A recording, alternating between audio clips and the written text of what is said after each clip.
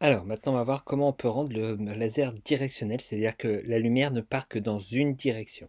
À la sortie du milieu actif du laser, en fin de compte, les photons sortent un petit peu dans toutes les directions.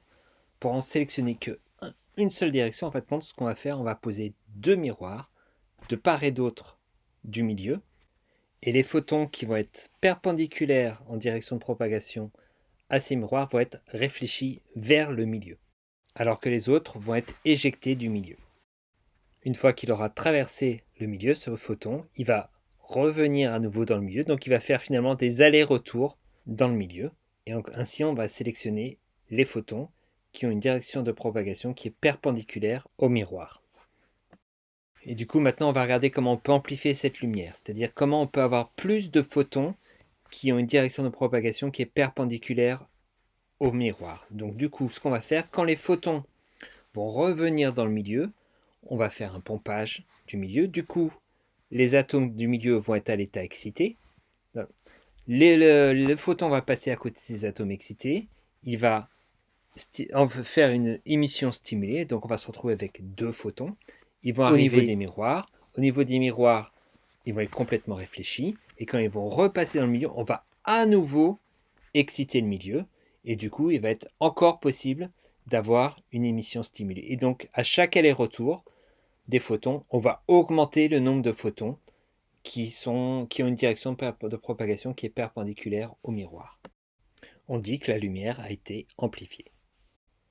Il ne reste plus qu'à voir maintenant comment la lumière laser sort du milieu. Donc en fait, quand si on refait tout, on a le milieu actif, les deux miroirs, les photons qui font l'aller-retour et donc qui se multiplient et qui s'amplifient petit à petit.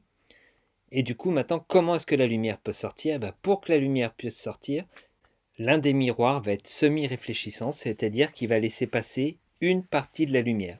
Donc si par exemple il est semi-réfléchissant à 75%, eh bien ça veut dire qu'il va laisser passer 25% de la lumière à travers lui, et 25% de la lumière, 75% de la lumière va être réfléchie, renvoyée vers le milieu. Ainsi, on a 25% de la lumière qui va sortir, et les 75% qui vont rester et qui vont continuer à s'amplifier.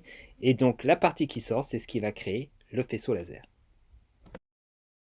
Et pour conclure, il nous reste juste à voir les propriétés du laser après tout ça. Donc un laser, c'est directionnel, il va toujours dans la même direction, c'est très fin. Donc la directivité, elle est due au miroir qui permet de sélectionner les photons. La monochromaticité qui est due à l'effet laser, c'est-à-dire quand l'on passe de l'état métastable à l'état fondamental avec la différence d'énergie, c'est l'énergie de transition. Cette énergie de transition, elle doit être égale normalement à l'énergie du photon qui a été émis, avec une énergie E. Et du coup, on peut déterminer, grâce à ça, la longueur d'onde de la lumière émise par le laser, qui est Hc sur delta E. Du coup, au passage, on peut regarder que ce qui va faire changer la longueur d'onde d'un laser, ça va être la différence d'énergie delta E. Et du coup, en changeant le composé que l'on met dans le milieu actif, on va pouvoir changer la valeur de delta E et du coup changer la couleur du laser. L'intensité lumineuse élevée, eh bien, c'est le fait qu'on ait une amplification à l'intérieur du milieu du laser. Et les lumières cohérentes, la cohérence provient directement de l'émission stimulée avec des photons qui sont à l'issue de la stimulation, qui sont cohérents, c'est-à-dire même longueur d'onde, même fréquence et même vitesse. Voilà.